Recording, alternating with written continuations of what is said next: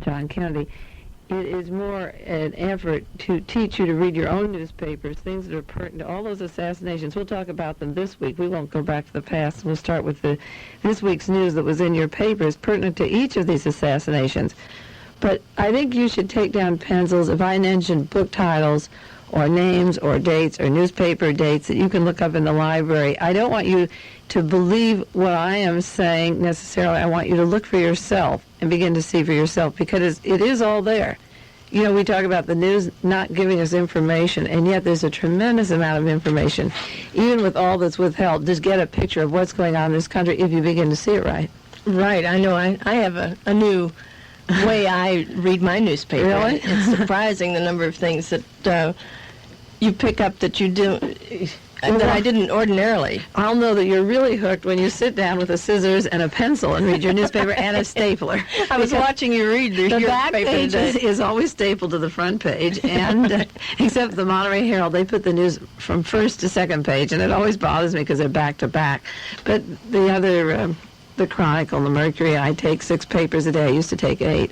My research, we discussed this on the first dialogue, the basic research is done from the commission hearings before the Warren Commission met in Washington. And they had hearings of 552 witnesses. And from those hearings, they wrote up what they called the Warren Report. And the first 15 volumes are witness testimony to the assassination of John Kennedy. And the last 10 volumes are exhibits, FBI reports and Secret Service reports, State Department papers. And as we said earlier, I took all of the documents that have no table of contents or index or any sense at all. They jump around from every possible place, from Oswald's grades in the 4th grade and 5th grade to State Department to Ruby and autopsies and all kinds of things. There's no order, and each volume is almost 1,000 pages of small print. So it took me 6 years to complete the research that I needed to write several books, 5 books right now, each on a different subject. But I do read the daily newspapers, because if it was a conspiracy to do these murders, then certain people got into positions of power, political power, that they wouldn't have had otherwise. So the new weekly news is very important to the assassinations. So, then in this week's news... Well, this week's news... You have, assassinations, but... The United States becoming a second-rate nation by political blackmail? Yes. What do you mean by that? Well, what I said right away is that Oswald, I knew from, I say right away, that's like 3 years ago, knowing for sure that he had been an agent of the CIA, I knew that when he came home from the Soviet Union, he brought his wife with him, who was from Russia, and that they were meeting people in the Dallas-Fort Worth area that were important to this military coup.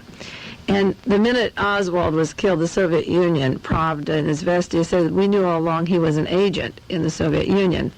And I feel that he had to be a double agent. If they knew he was an agent and they let him come home and meet with all these right-wing people in the, and I don't mean as a slur, I mean politically, they were very far right, and this is documented. He was not with communist sympathizers in the Dallas-Fort Worth area by any stretch of the imagination. One man, Max Clark, was in charge of security at Convair, ex-FBI man in charge of security at Convair. That was the first man he called when he arrived in Fort Worth. Via, they say, through the library, but it never could be documented who set up the source of contacts of Oswald with the chief of security from Convair. But the point is, in order to leave the Soviet Union, if they knew he was an agent, they had to let him out and on the process of being a double agent, which complicates the scene a lot. But the fact remained that knowing what they did about Lee Oswald after our political assassinations, the Soviet Union could blackmail us into making us a second or third or 10th rate nation. And I have in writing to public officials all over the country letters saying that only by telling the truth about the assassination would we remain a first-rate nation, because then they would have nothing on us. And just this week in the New York Times, I just cut it out, there's a group in the United States, I've never heard of them, called the Committee to Unite America. It's a patriotic American group, and they claim the United States is in danger of becoming a second-rate power, subject to political blackmail and intimidation by the Soviet Union. And I think that's absolutely right. I don't even know of any more clear way to put it, and it was in the news this week, that they will bring us down. Blackmail, again, we got together the first time because of the Pentagon papers that were disclosed, and that was a form of blackmail, taking these secret papers and saying, now I'm going to show you what you really are. I've tried to ask you to do it intelligently. You wouldn't do it. I'm going to spill the beans. And that's in every public official we have around the world, Mr. Kissinger and Richard Helms and Spiro Agnew.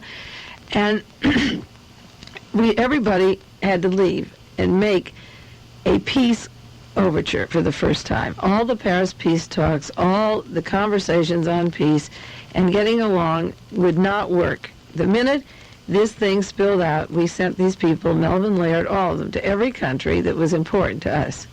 And now they're talking peace. Right. So that is the... Well, if you have no secrets, you have nothing to worry about. That's right. Everything's out front. Why? That's right. You got it made. Then when it all spills out, these men went out with a flurry. And now Richard Nixon has to do a complete about-face on the China thing, that he's always had. And everybody's flabbergasted. But I'm sure that all the meetings and arrangements had to do because the Pentagon papers, what the men said in private and who's doing it and where the agents are located. There's an article in the New York Times this week that the Washington had to stop the Pentagon papers for this short period of time. Their excuse was national security, and now that Richard Helms says there were agents in strategic places, I can't believe that a paper that was completed in 1968 would endanger certain agents that are out now. But the point is the blackmail, the putting it on the line, will give us peace in the world. Do you want to talk next about the war study of the Soviet Journal? Well, yes. The very first time we met, and it can, for those of you that have listened to the other dialogues, I think you can appreciate some of this repetition because a lot of the things that I'm saying here are new, and they're new to your frame of reference or thought, or you felt them, but you haven't had the names or the places to back up what you really felt inside. People say, I agree with you, or this is the way we talk at home, husband and wife, and I'm getting reaction of people who, a real gut feeling, like right on, you're telling us the truth. So some of this we're going to have to repeat from time to time, and the very first time we got together, and the reason to get together was the problem of holding power. We said the name of the game was power. And once again, I'm trying to be objective, and I'm not trying to push, again, the Soviet news onto what our thinking is, but I have to quote some of the articles that are coming out of the Soviet Union, because this is what it's all about, a power game between us and the communist world. And I think that sometimes outsiders see us differently than we see ourselves. Our neighbors see us, our friends see us, and we can't take lightly what they're telling the rest of the world. And they came out and decided that the reason the Vietnam papers, the Pentagon papers, came out at this time was that there was a power struggle in the United States between two groups. And this is what the military coup was in Dallas of '63, a power struggle between two groups. And the Russians say that the power in the United States is divided between the Eastern Seaboard, General Motors, U.S. Steel, Corning, and the large Eastern Ivy League group, and another group which they call the Vietnam sector, the nuclear rocket space sector in the military-industrial forces. Now, my research, not through the documents that I read, the 26 volumes, but because I read those documents, people brought me from the Southwest, from Texas, and I mentioned some things were brought to my home. The opinion, based upon inside information, that the Defense Intelligence Agency was central in the assassination, along with the Space Rocket Group. And Mr. Dornberger, who was a Nazi who came over from Germany with Mr. von Braun, who is vice president of Bell Aerospace in Fort Worth, Dallas area. One of his helicopter designers, Michael Payne, was the home where Lee and Maureen Oswald lived. And I have the names of the lawyers that represent all the assassination people who come in on James Ray, or even Manson, Charlie Manson, which was a political murder. We'll take one evening just on that. And all of the political murders, the same lawyers are sent from Muscle Shoals, Alabama, from the space group, or assigned from there. And the Soviet Union's remarked this week, it was in your Monterey Herald, the Vietnam sector of the nuclear rocket space sector it is conflicting with the Eastern Seaboard. We did say that I didn't believe how any person could run for president in the United States anymore who represented the real will of the masses, unless there was a groundswell that they do want to be represented. And I do think there was a coup in Dallas. No, there was in '63. And this study now of why the stories are breaking. You see, Robert McNamara worked with John Kennedy, and he worked with the Pentagon. But there was advice, there were tape recordings of his voice, there were studies done that he didn't even know were being done behind his back. And this is all coming out. Oh, boy. I understand, I didn't see it, but I understand Bob Considine wrote an article entitled "The Shooting of JFK, a Wild Accident?" Question mark. Yeah. A new theory, yeah. A new theory, right. I looked just briefly at the clipping that you had, and it inferred that perhaps Oswald was aiming at Conley and missed. And missed. Do you want to? Yeah. Oh, yes, that's a good question, because there's so many wild theories being thrown around, and nobody, I don't think, in the country can answer them as clearly as I can. That's not very modest, but I have done my research, and I think we can go into this, and we can also go into why is it coming up now. You see, we've done 3 dialogues here over a 4-week period, and there's been a lot of time and a lot of ripples. This is a large strategic military base, the whole peninsula, with Fort Ord and the Language School and the Navy Postgraduate School and the Kashawa Telestar. And there are people monitoring all these programs, and these things go east. And we discussed how I had sent the newsletter out to congressmen in January 1970, and Richard Russell met and gave his press interview. I never thought Oswald did it alone. He was answering me, and last week Richard Nixon made reference and stood in front of the National Archives, and we had just had broadcasts the week before on the National Archives and opening the archives. All of a sudden, Bob Considine on a national column is blaming all the assassination people who are working. He refers to them as the nutty nuts, the mercenaries, the kooks, the assortment of kooks, lonely and fanciful, the crazy people who follow the dead, the bodies, and people like Mark Lane who make a buck out of the murder. Let me say, I've worked 7 years and I've spent $5,000 or $6,000 of my own. We haven't made a buck. Everything we do is free. I mean, it's unreal. So now Bob Considine wants to assure you in one quick blow that Oswald is still the lone assassin, that he didn't want President Kennedy. He was really shooting at Conley. Oswald went into the Marines. He was an agent. He worked in the Soviet Union. And we, showing our anger with him because we couldn't give him a promotion, he had a discharge from the Marines, which is in the 26 volumes of photograph, an honorable discharge. So when he went to the Soviet Union and said, I'm going to live over there and give them my radar secrets, the Navy said, or Marines said, we're going to take it and make it a dishonorable discharge.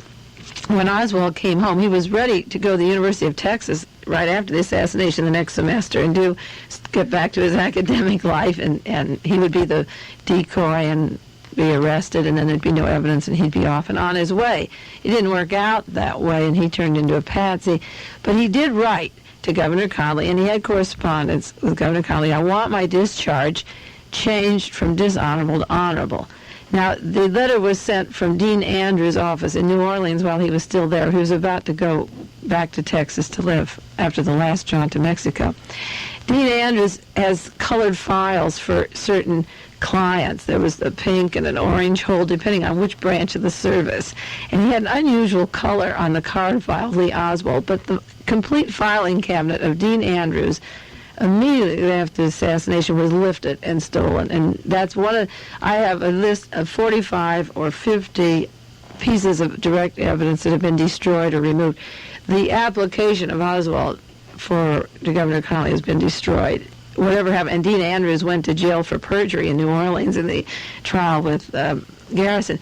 He had no anger with Governor Conley at all. And Marguerite Oswald knows that he didn't. She's living a very quiet life, a studious life, studying, and she has documents, and another researcher in Los Angeles has documents on the relationship of John Connolly and Lee Harvey Oswald. That is the specialty of a particular gentleman in Los Angeles that could just blow the nation open. When he's ready to get his book out, there was nothing that Lee Oswald had against John Connolly, believe me. So, but in the process, I don't think the article, Barbara, was really Gloria.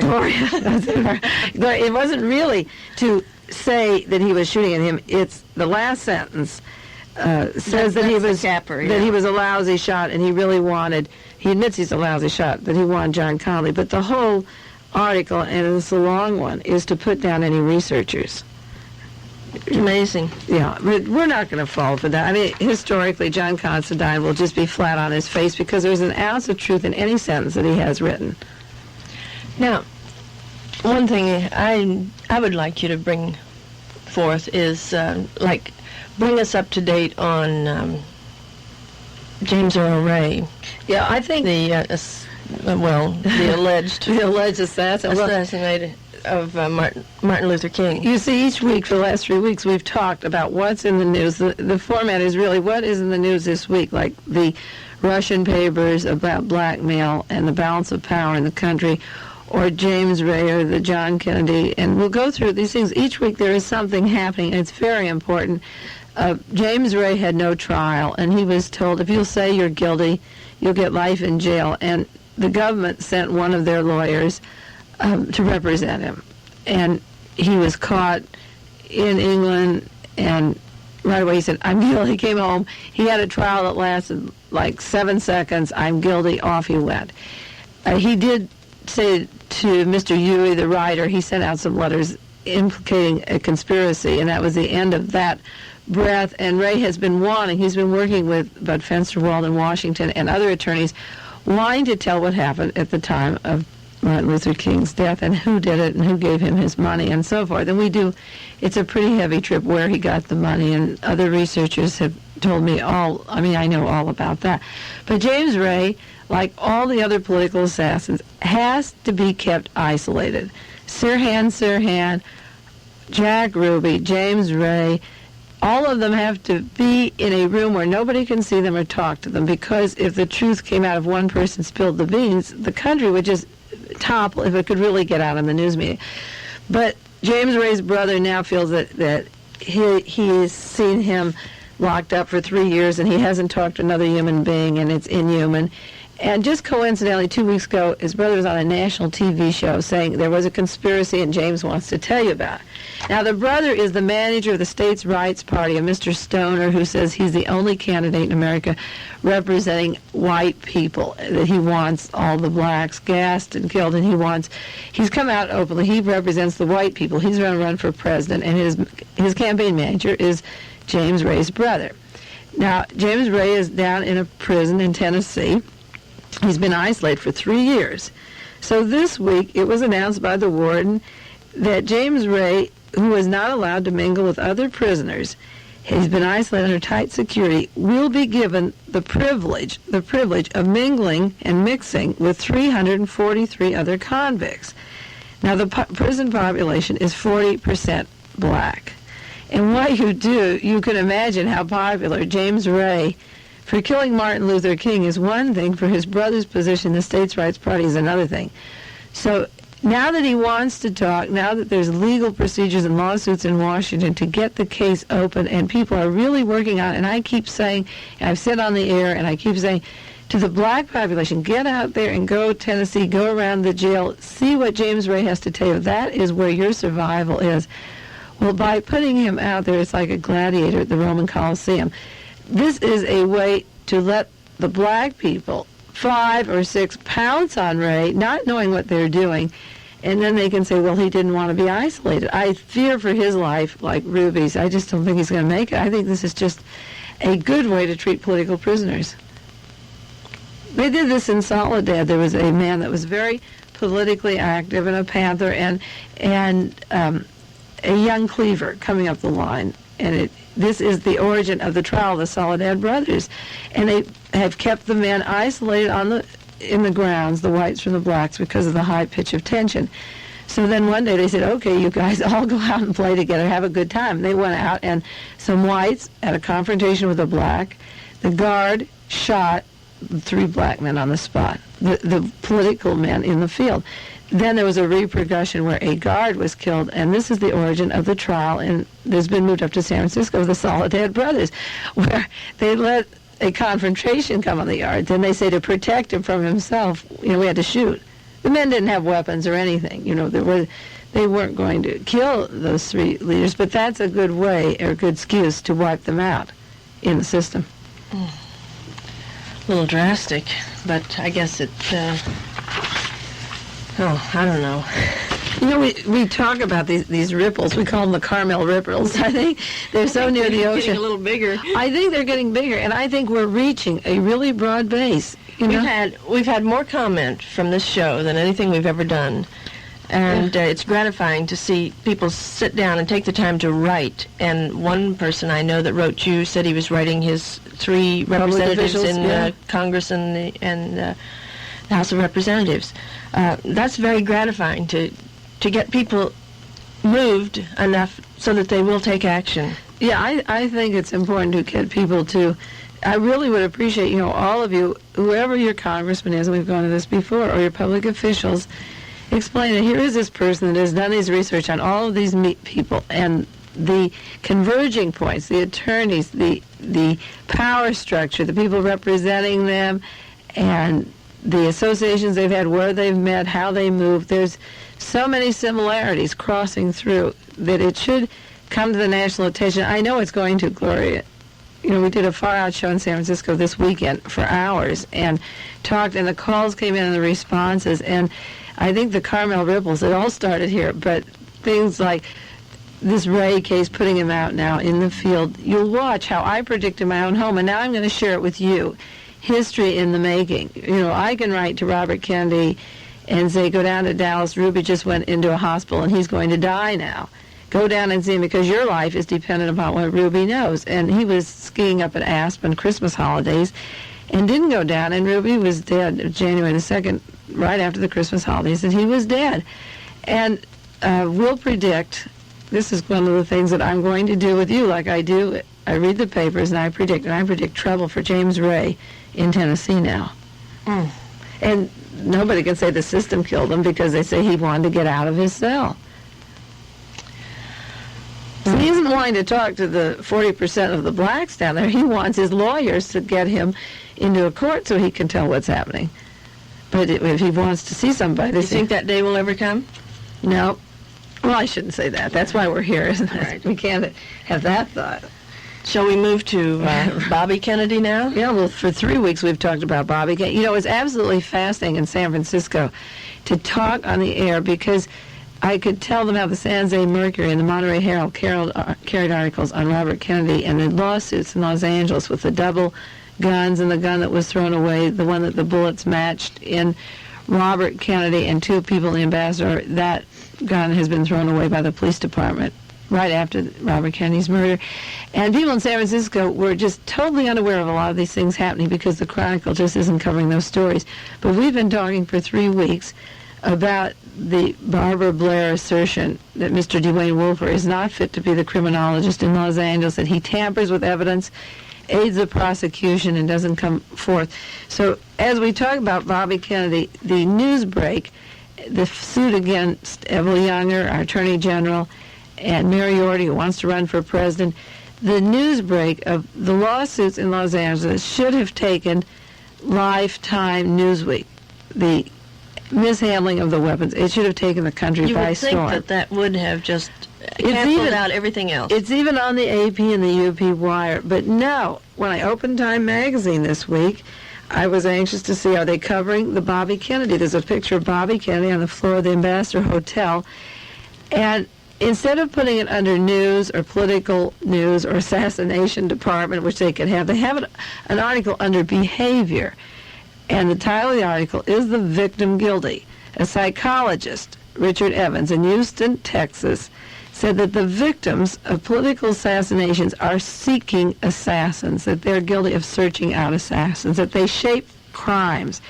And they use the example of Kennedy's ambition for power, that he invites attack by offending the offender.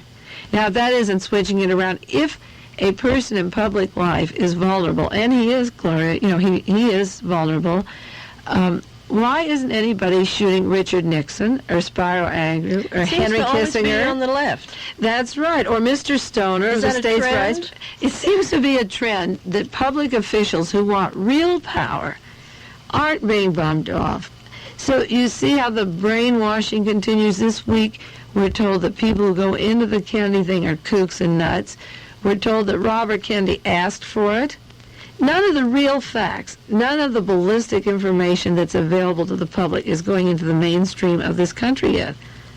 This is what we have to do, is to find out why Time magazine won't write about the lawsuit in Los Angeles that names the man that shot Robert Kennedy. It names him and names the people who covered it. How far out does Mr. Chirac have to go? He says where he stood, where he pulled the gun, who saw him, and there's not a boo around the country. Wouldn't he be sued for that? I mean, that's wouldn't a man who was a maintenance man at Lockheed, who was Robert Kennedy's guard, sue somebody who charged him for murdering the senator? Isn't it strangely quiet there that nothing's being said? That is frightening. Yeah. This is the way, this is all this week's news, that Robert Kennedy wanted to be killed and that James Ray wants to be out in the public, so he's going to get hit. Having seen Robert Kennedy at close quarters, I can't agree with that. Well, I think that what he was doing, if he didn't want the escalation of the war and he was working with minorities and he was taking an unpopular position, you stand a chance that people won't like you or even that they'll kill you. But when you get 20 or 30, 50 deaths down the line that are always the same kind of thinking that represent the will of the majority instead of a handful of people, you can't really say, these people don't even have power yet. I have never thought that, like, if I disagree with you, you certainly are not going to kill me. That's not a solution. Well, it's hardly a solution, and it's bringing us really down on our knees. This country just has to end the continuous murders. Now, out of Morocco is coming the story that the king was so terribly corrupt. He was very much like Diem. And his brother, again, a family thing was involved, and money deals were involved, and he was terribly corrupt. And a group of people, a democratic group, not a communist group, were attempting to take a position there to do something about this particular man. And we play with him because we need the base for the Sixth Fleet, and we need our electronic communications there. So we keep the criminals in power because we've made a commitment to these people. So what he did, I understand, was an excuse for a coup. He swiftly organized a thing, it's coming out now, that looked like a coup and then shot his opponents. And they're dead. The leaders are dead. And how many years does it get to get another leader? And Spiro Agnew went there to visit this particular king this week, feeling very safe. Like they say, isn't it unsafe to go there? He felt very safe. All the opponents, all the people, not the ones who would even think of killing Spiro Agnew first, but who don't want the King of Morocco to represent them, the land problems, the corrupt poverty, and the deals that they're making, taking the American money in exchange for using that place as a base. The opponents were killed last week. 24 hours they were lined up and shot. That's very convenient, but I can't see, Well, it's a consistent thing. It's a thing of power. People are sitting in a room now and deciding which leaders they will kill, which cover story, and how they'll do it. But what is happening is they're running out of ideas, and there's a format running through all of this. And if you study them carefully... But that sort of thing can backfire, can it? Well, I don't know. As long as... This is why we're here, is to tell people what's happening. There's a format running through the death of the musical artists. Like Jimi Hendrix and Jim Morrison. There was no autopsy. They died in their sleep. These are young kids, and Janis Joplin, Otis Redding. Jimi Hendrix, they said, no, he did not die of an overdose. And Jim Morrison, it was just a quiet thing. Somebody thanked him for the good taste of burying him quietly of a natural cause, and he was in his 20s.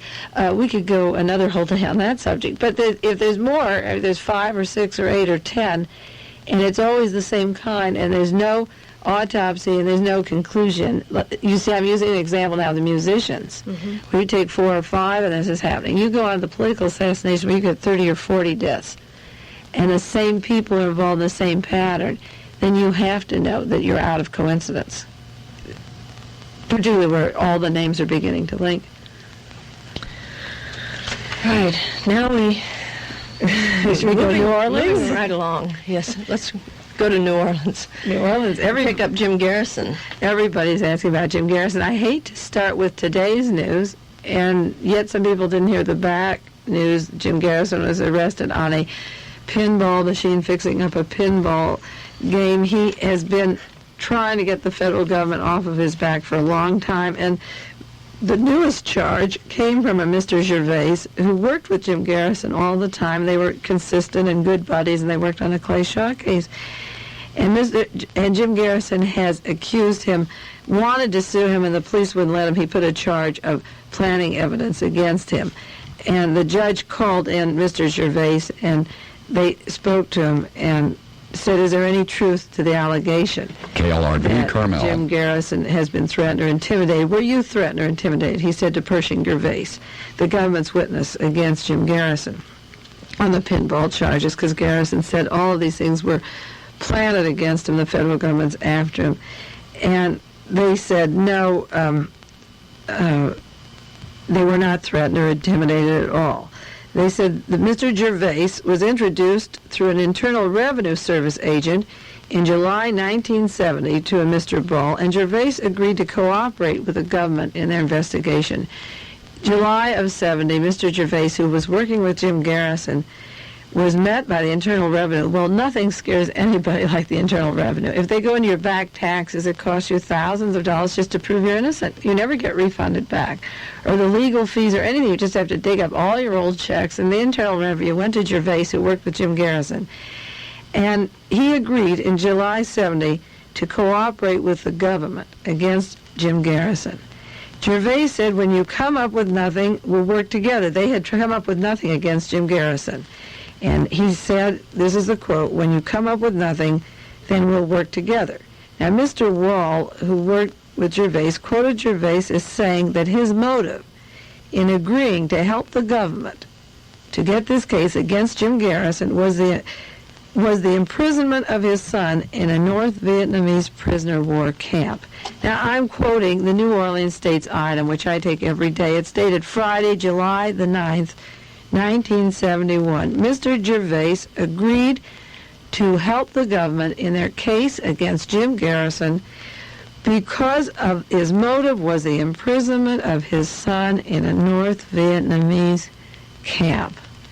Now, many people think if you want to blame the government for killing John Kennedy, that you therefore don't like the war or you're anti-war. The motives are so mixed up in people's minds. Jim's motives in wanting to know who killed John Kennedy had nothing. He did say that the war machine, again, this industrial group from the Southwest and the Pentagon, did use John Kennedy's grave, to escalate. They got full speed.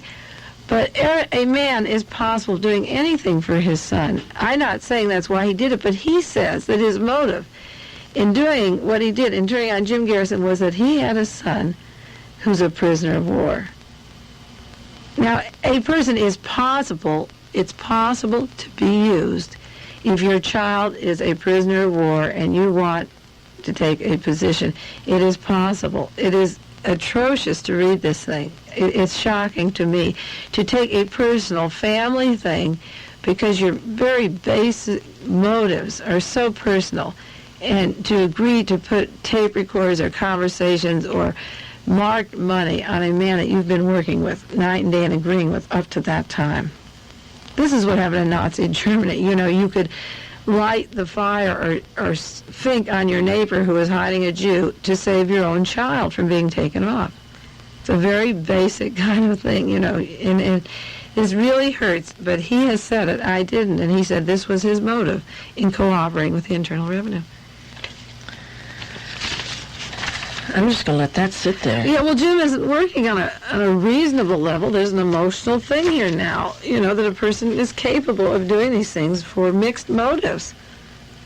I mean, his motive, let's put it this way. Mr. Gervais works for the city, for the district attorney's office, and maybe he sees, maybe he didn't, that Jim works with the pinball rackets, then his motive is to clean up the pinball. Right. His motive is to clean up the crime wave if we want crime out of New Orleans. If it's a very personal level for your son, isn't he serving the New Orleans area? What has his son got to do with it? This is what I can't connect the two at all.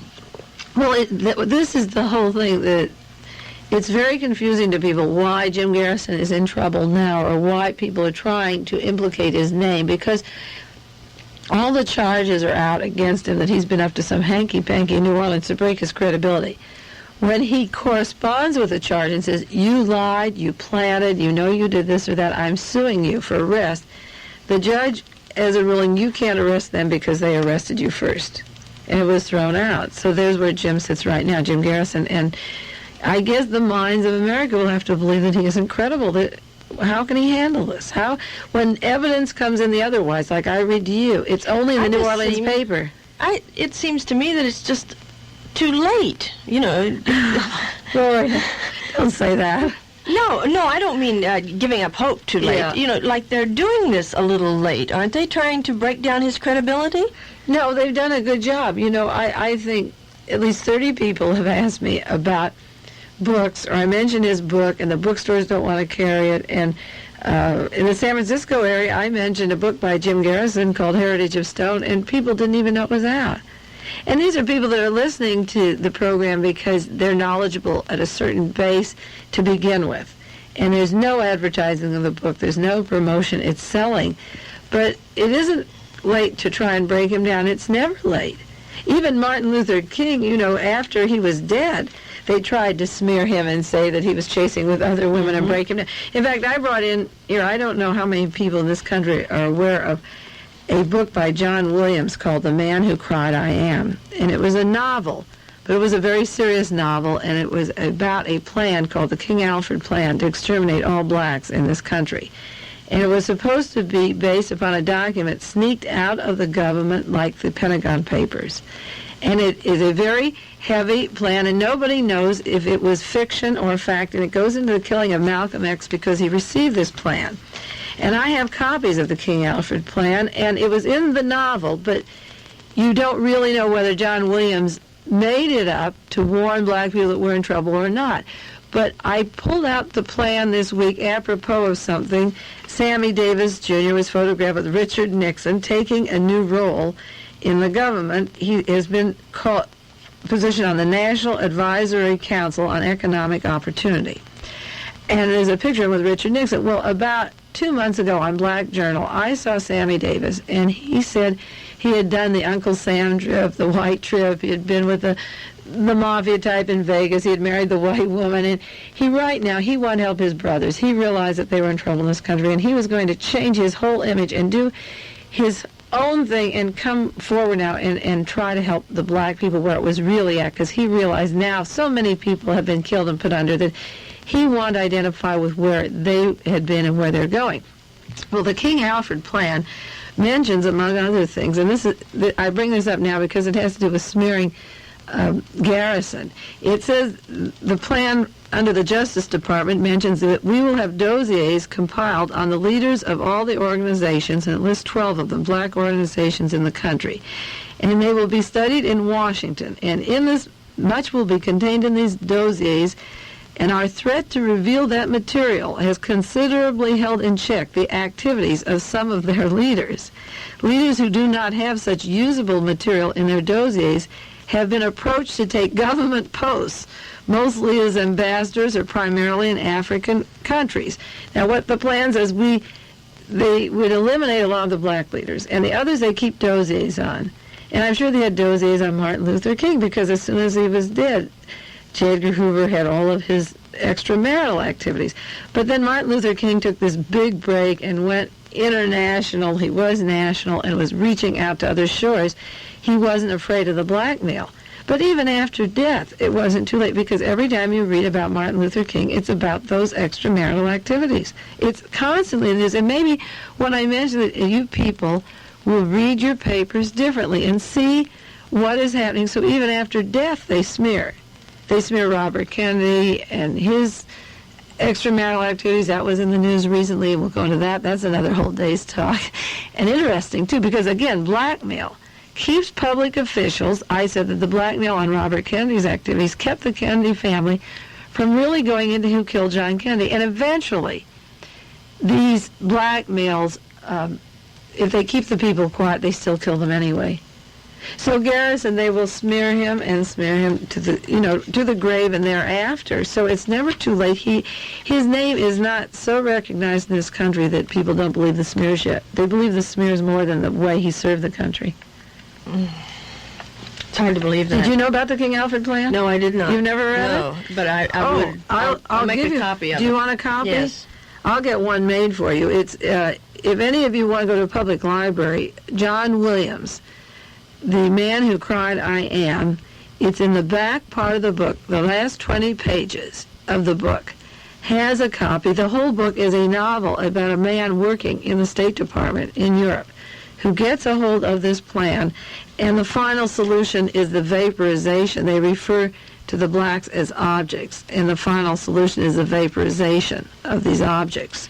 This is real, but because we put in the realm of fiction question mark, but as I see these black leaders taking certain positions, when they have openly stated another way, I think they're being used. The plan may still be in effect. So that takes care of Jim Garrison, Gloria. Right. Let's, before we finish tonight, I do want to talk about Ted Kennedy. Oh, yeah. And I see you have an article there entitled 2 Years After Chappaquiddick. After Chappaquiddick, yes. Yes, the Ted Kennedy, we'll go into that really briefly. It's been 2 years since Mary Kopechne drowned, and a large article in the Chronicle this week stated that the Kopechne silence has been remarkable. You can't tell me they don't have unanswered questions.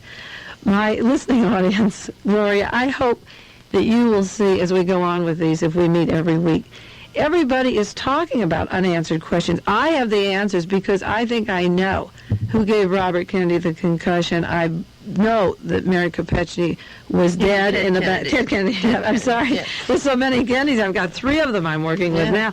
But the thing, this week, Ted Kennedy had a press conference, and he said he wanted the Pentagon Papers opened up, that even if it did show things about his brother that weren't favorable, he said the people have the right to know. Now, I'm reading a quotation of what came over the paper, Mr. Mollenhoff. It was July 18th, 1971. The question that followed after he said people have a right to know was, then why don't you tell your lawyers to permit the Massachusetts grand jury report on the Chappaquiddick matter to be published? One man asked, referring to the investigation which resulted in the drowning of a young woman. Now, I have a copy of the total inquest of that hearing, the investigation into it. But the grand jury report that preceded it, because the judge says there's something wrong there. They had first a grand jury report that required the inquest. The inquest is public. The grand jury is not. Then it said the serious, confident smile that usually plays around Kennedy's face vanished. Stunned, he turned white. His jaw froze. He stood there for a moment and simply turned and walked out without trying to answer. A pulse settled over the room, and the students started buzzing. Now, the reports this week are the Gallup poll shows that Ted Kennedy holds his appeal, that he's way ahead of every other Democrat. But when he talks about the people's right to know, he is holding up a grand jury report. Is he trying to blackmail the people who framed him? And he knows he was framed in that accident thing. The thing was not to kill another Kennedy because the nation could possibly break open, but to damage his credibility as a running mate against Richard Nixon. He cannot live and play that blackmail game any more than Robert Kennedy could. People called in San Francisco. Somebody wanted to know, and I'm asked over and over again about the Kennedy family. Why are you doing this if they're not? And I say, I'm not Ethel Kennedy or Rose Kennedy or any of those Kennedys. I couldn't get into their heads and give you any reason except that he's hiding something. And we as citizens have a right to know. If somebody turns him over, if they want to run him away as a candidate, we want to know. And we want to know if they're the same people that killed the other two Kennedys. He may use this as a leverage for his being nominated as president. But again, he'll be killed and we'll end up with Henry Jackson or Spiro Agnew. And we don't want that. He's putting us into that position right now. And we want to know what happened to Chappaquiddick. He said we have a right to know. So that's the assassination. If you take each week, like we will be doing, and I think for the people that listen, if you read your papers, there's articles on the Robert Kennedy case in Los Angeles, and on Sirhan, and on James Ray, Chappaquiddick, James Garrison. These are far from dead issues. We don't have enough time to go into the implications of how it's affecting foreign policy today. We'll do more next week. But they're far from dead issues, Gloria. You know that. That's why we're here. Definitely. Yeah. I think we still have a little time, Mae. Do you want to just hit lightly a little news on a little news in general, or do you want to wait and take Watson up, Manson and Watson up a little later, or?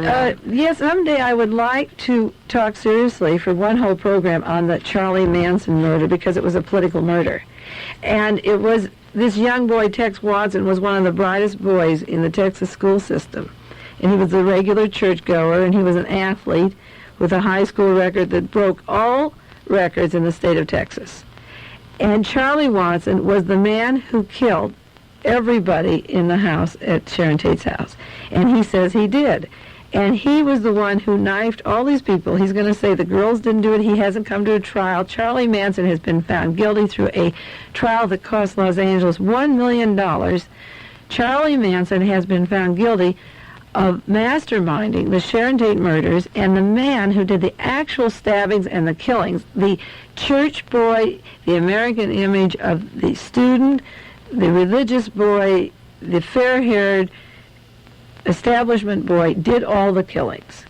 And Charlie Manson was approached when he was a prisoner. We talked like this on another program. While he was at Treasure Island and still a prisoner, most of his life he's been in jails, he was approached by an attorney who was involved in the Sirhan case. Charlie Manson, after being in jails the majority of his years, had a big van. He picked up chicks. He lived off the hog for 17 months. He had credit cards coming down the state using gasoline. Nobody has told us who gave him credit cards. He's never been arrested for stealing. And he has fed this gang and housed them one way or another and had shelter. And my research always goes back to who is paying for these trips. Who bought him that bus? Who pays for the chicks' clothes or the food or the just transportation? He was never in all this thing apprehended for. Neither was Oswald. No jail record, never arrested. Of having these credit cards, who gave him the bread? When we know who paid his gasoline on his bus, it will tie in with Tex Watson in Texas. And Manson has been given the death penalty. And now the trial's going to come up for our honor student. He was an athlete, as I say, and the scion of a pioneer ranching family. Handsome, wealthy, and respected. This is out of the San Jose Mercury Sunday, July 18th. And Charlie Watson will describe that the girls only held the 7 people down. Oh, wasn't Tex Watson declared unfit to stand trial? Well, Tex Watson was healthy. He was flipped off to Texas, where his cousin was in charge of the jail. He was protected by his family. The whole Manson trial went on out here with the girls and Manson. Watson was strong, virile, young, nothing, gung-ho, and good shape. The minute Manson was declared guilty and somebody said, well, Charlie Watson did the killing, let's get him to trial, there was a big extradition thing, and they weren't going to bring him out here. There was a hassle whether to bring him out or not bring him out, and this was lengthy. Finally, Reagan used up all of his extradition powers, he wasn't working to get him here, but it was all used up. The state Supreme Court said, no, he has to stand trial. So he arrived in Los Angeles, and 1 week later he was a vegetable. The articles were he was in a uterine position, he was rolled up like an infantile fetal position. He had lost lots of weight. He wasn't waking up. He was too sick. All of a sudden, he did well in Texas. He wasn't lying in that fetal position in Texas. But when he came to California, it turned him into a fetus for 1 week. Now he's on his feet, and he's going to use an approach that he was programmed for murder. That might take a whole program. Well, I suggest that the legal authorities find out who paid the gasoline for the van, and then maybe that person programmed him. But Charlie wasn't working, so how could he buy the gas? he didn't steal. Okay, Mae, I think that's about it for today. I think that's it. Another good one, I think. And we'll do it this time next week. Okay? Okay.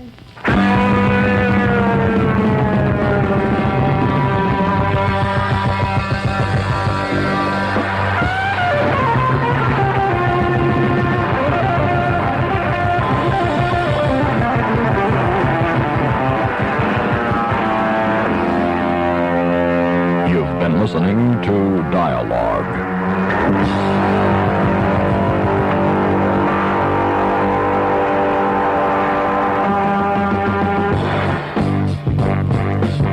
Dialogue is a presentation of the Public Affairs and Special Events Department of KLRB News.